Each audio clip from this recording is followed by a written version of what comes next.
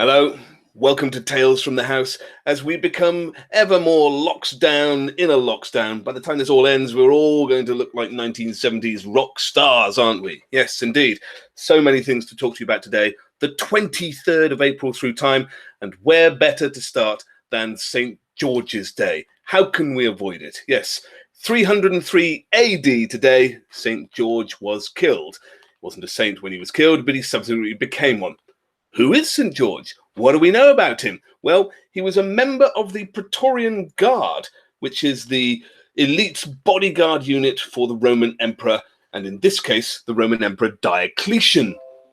And if you look at this picture here, here is St. George. Yes, he is a national saint not only of England, but of Georgia, of Catalonia, and of Ethiopia, of all places, as well as countless cities, like Genoa, from where we get the white and the red cross of St. George, and adopted it here. But there we are. That's St. George, who killed today for refusing to recant on his converted faith of Christianity by the Emperor Diocletian. What? You want to know about the dragon, do you? Are you serious? Right. Okay, George and the dragon then. I'll tell you about that, because there is a story about George and the dragon, if you want to know. And it goes like this, that he arrived in the city of Cyllene in modern-day Libya, and the city was being besieged by a dragon which wanted a daily tribute of 2 lambs so that it could feed itself. And this could be the Lambton worm, where I come from in Sunderland, or anything else like that, a common story. But it progressed, obviously, and instead of having lambs to eat, it wanted a human sacrifice. Quite how a dragon conveys this information and they decide that it wants one, I don't know.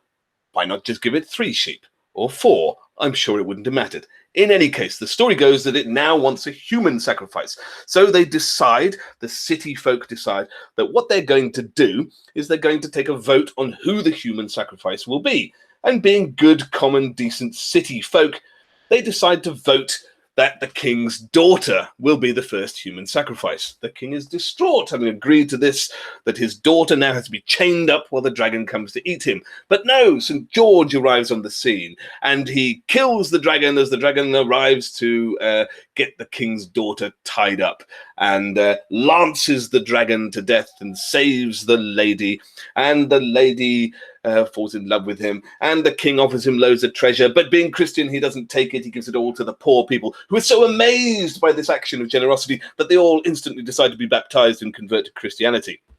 Wait a second. This is just the story of Perseus and Andromeda, isn't it? This is surely just Harry Hamlin's greatest moment. Instead of a dragon, we have a kraken. Instead of this lady, we have Andromeda chained to the rock. Same kind of deal. Human sacrifice guy comes in on a horse to kill them. In this case, Perseus with a lance. But we all know it's Harry Hamlin's finest televisual moment with the head of Medusa turning the kraken to stone. This is just the same story, isn't it? Seems that way. Well, apparently not. Nope, this is a real story. The lance apparently has a name, and the lance was called Ascalon, which, incidentally, was the name that Churchill called his personal plane from the RAF in World War II. Likes a bit of drama and ego, does Churchill. There we are. Well, when did he become St. George? Well, that's an easy question to answer. Or is it? Because it wasn't always the patron saint of England. No, originally the patron saint of England was St. Edmund. Yes, as in Bury St. Edmunds in East Anglia, because Edmund had been a king of East Anglia and had fought alongside Alfred the Great. And it's him who ends up being canonized and sainted and is the patron saint of England. St. Edmund's tomb was a big grand tomb at St. Edmund, in Bury St. Edmunds, until it was destroyed by Henry VIII in the Reformation. And this was the original patron saint of England. But in the 12th century, the end of the 12th century, on a crusade in the Holy Land in modern-day Israel, Richard the Lionheart, goes to the actual tomb of St. George, and this is it. You could go there too. I wonder what's in there, if anything. Well, I mean, it might just be the Roman executed soldier who didn't recant his faith. I doubt it's the dragon slayer Perseus. Sorry, no, St. George. In any case, he prayed there at the tomb of St. George, and the very next day, Richard and the English armies in Crusade had a famous victory, and he attributed it to St. George, and thus it becomes popularized as we end up back home. Then if you roll forward to this day, April 23rd, again, in 1348, Edward III creates a chivalrous order of knights called the Order of the Garter on this day, and he makes the Order of the Garter's patron St. George, and he also makes it England's new national patron saint. So that is also formed today, the Order of the Garter, and we still have the Order of the Garter. It's limited in number.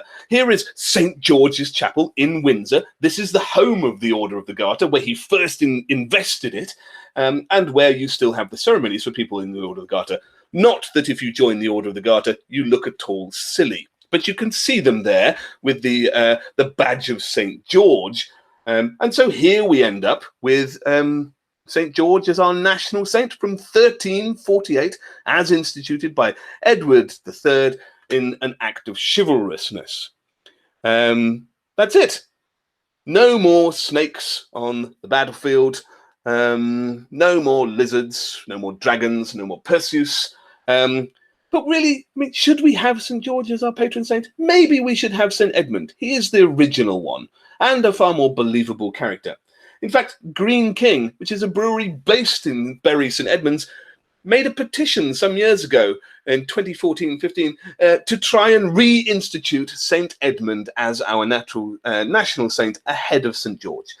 You can see here that it didn't get very far, didn't even reach enough to be debated. But I think it was just a bit of a publicity stunt for Green King and Bury St. Edmunds. But there you are.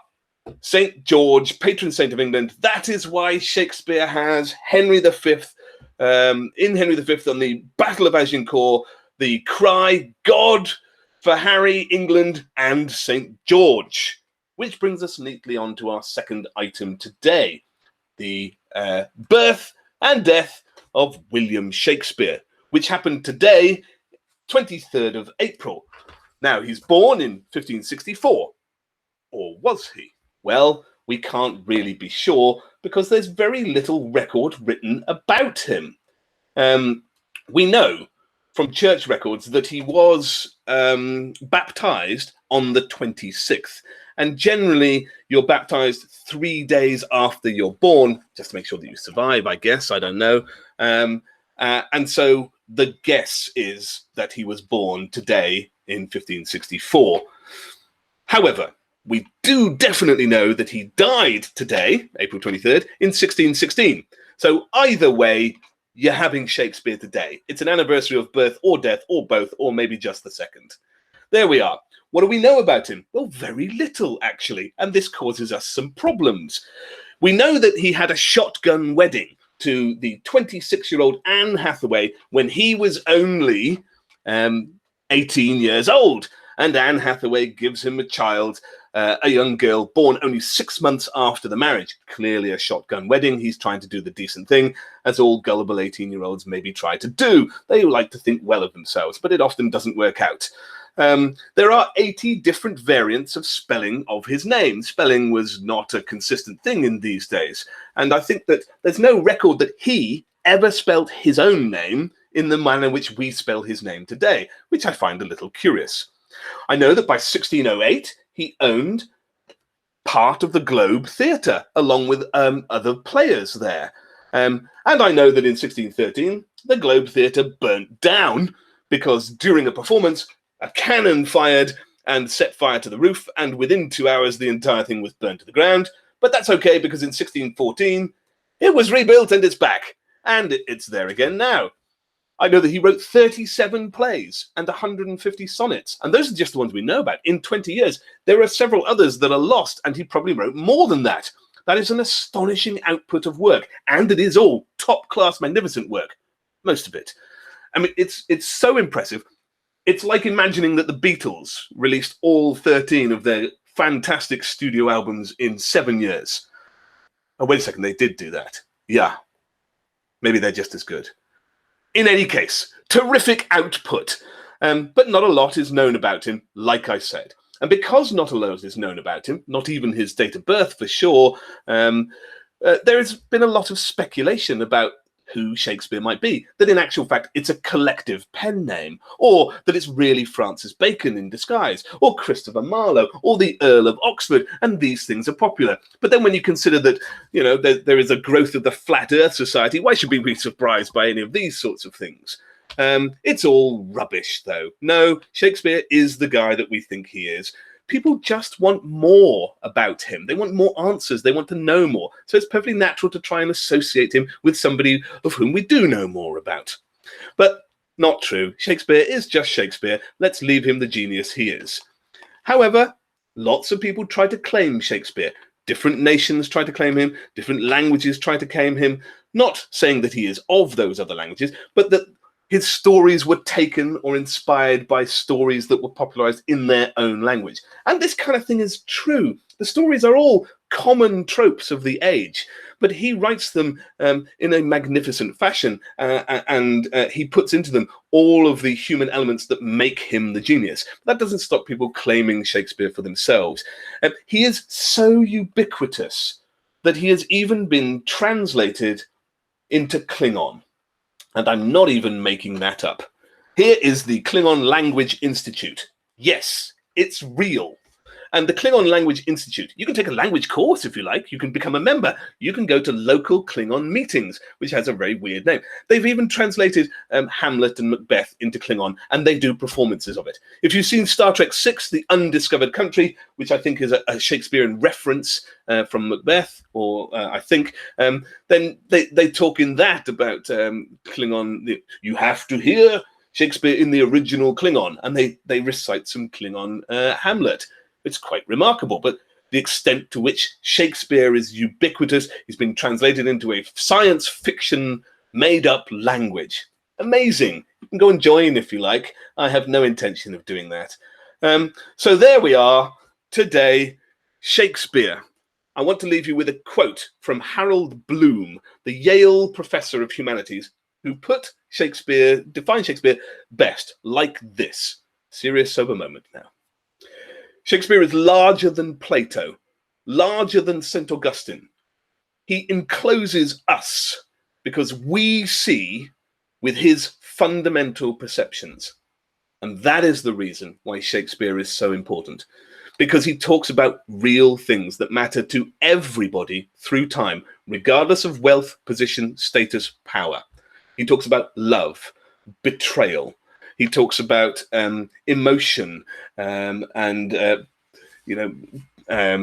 disaster and comedy. He talks about humanity in all its aspects and reveals to us things that we understand. So that's why Shakespeare is important. Far be it from me to criticize his plot structure, but he does resort to suicide 13 times to resolve things. Anyway, I do genuinely think he's amazing, and I think Harold Bloom's words about why he's important are significant. But let us move on to perhaps the most intriguing item today, and that is the invasion of England by America and John Paul Jones. Yes, the Led Zeppelin guitarist. No, he invaded America with classic rock. We're talking about this John Paul Jones, who invades England today in 1778 in the American Revolutionary War. Who knew that during the American Revolutionary War, America invaded England? No, I know. Well, let's hear about it, shall we? Who is this guy? Well, John Paul Jones was born in Scotland and served as a sailor in the Merchant Navy. But he rises through the ranks, but kills one of his own sailors in a disagreement with a sword, and he has to flee from prosecution. So he flees to Virginia, and he changes his name. He had been born John Paul, but he changed his name to John Paul Jones, and then tries to go about restarting his profession the only way he knows how, in the Navy, commanding ships.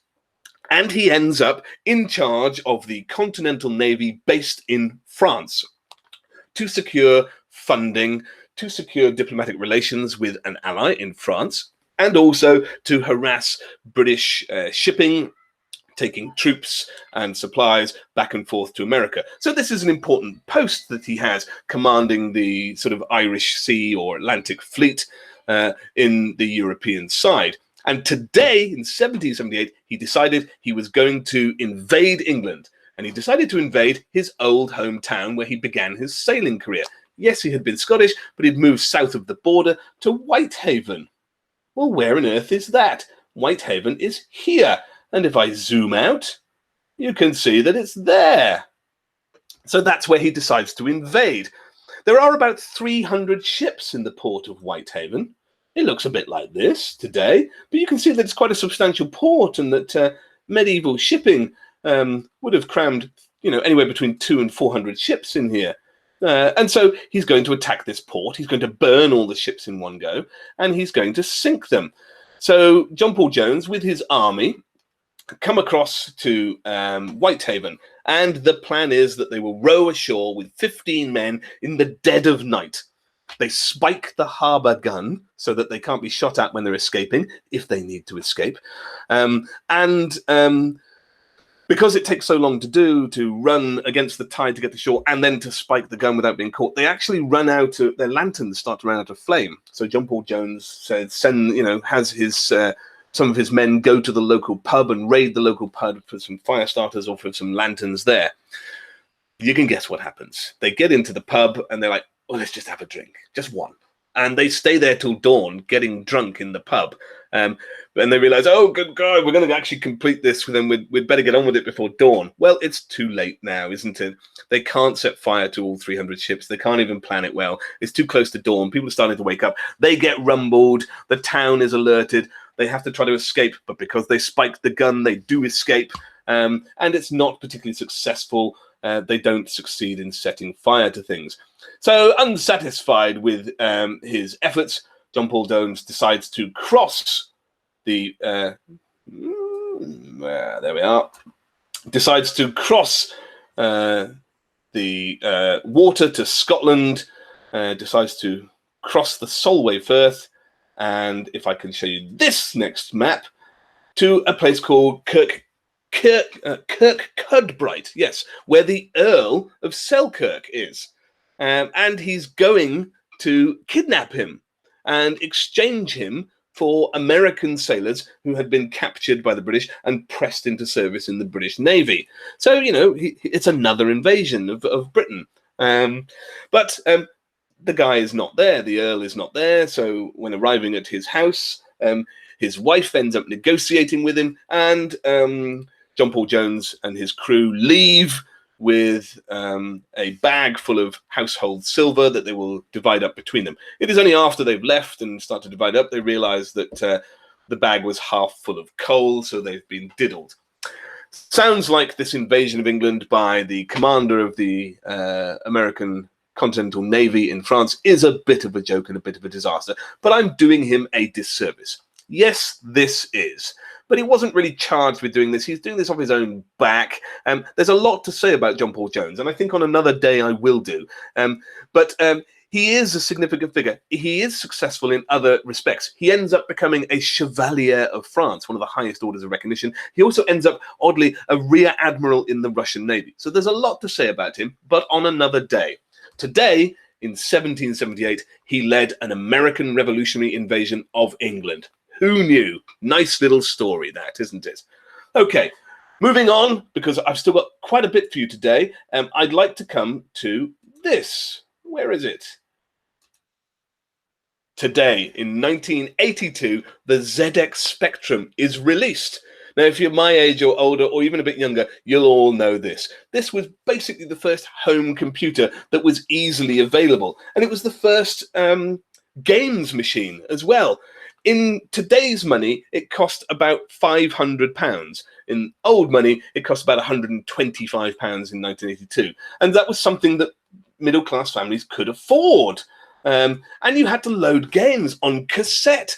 This is what, I talk to kids today in class and say, you've got to tape this program tonight. They don't know what I'm talking about. Tape? Why would I put tape on something? I don't understand. Well, it's because we used to load games on cassette, and you used to have to wait 20 minutes for things to load. They had a glorious little machine that you could plug in, and it should work with any machine that you had to plug in. And you could press play, you could press fast forward, you could press pause. You even had to save games onto blank machines. Do you remember when a save game corrupted and you were hours into it? Terrible. But you had loading screens. Do you remember this? Ah, the tape loading era with the jazzy lines and the funny sounds like someone was talking down a fax machine. But there were some beautiful games that were out. Horace Goes Skiing, Attic Attack. I got to almost finishing Attic Attack. I got an inch away from completing this game, and then I got hit by a speeding ghost. It was absurdly difficult. Commando, fantastic game, Commando. And then you even had arcade classics like Outrun. That's great stuff. And I used to remember the theme tune from Outrun. So today, 1982, Clive Sinclair released the ZX Spectrum, £125, and thus began the gaming industry and the computer industry in this country. They weren't expecting to sell more than 1,000 a month, but the demand was so high, they sold 200,000 a month. They sold over 5.5 million pretty quickly. Production ceased in 1992, but by 1986, Alan Sugar bought them for Amstrad in a £5 million deal. And what did Clive Sinclair do with the money? He blew it all on a cathode ray flat screen TV, just as the dawn of LED TV was happening. And we've all got LED and LCD TVs now. Oh, talk about mistiming. And then he went and made the Sinclair C5, that daft little electric car. And that was the end of Clive Sinclair. At least he got a knighthood out of it anyway. So what did all this give us today? Well, it gave Britain a £3 billion computer programming and gaming industry and 50,000 jobs. So a significant event in society today. So I hope I've been able to do that fast enough. That's 4 events today. They did make another Spectrum too, there with its own data recorder, its own play deck on it. But that's irrelevant, really, isn't it? It didn't work. The games machine put an end to that. The invention of things like the Sega Mega Drive put an end to Spectrum in the early 90s. There we are then. That's your lot today. I'm just going to stop sharing this, and I'm going to leave you with one final thing. Do please subscribe here. And today in 2005 is also a bonus anniversary, the launch of the very first ever YouTube video. Who thought that would take off? I've put that in the link down here, and it's absolute rubbish. It's an 18-second video about one of the founders at the zoo. Go and have a look at it. 90 million other people have. And today, if you want to get anywhere on YouTube, it's got to be cats, makeup, or computer gaming. Well, there's a link to today. Who wants to watch a naff little history program? Go and watch the first ever YouTube video today in 2005. That's your lot. I'll see you tomorrow for the 24th of April. Have a good day, everybody, on St. George's Day. Nice to see ya. Bye-bye.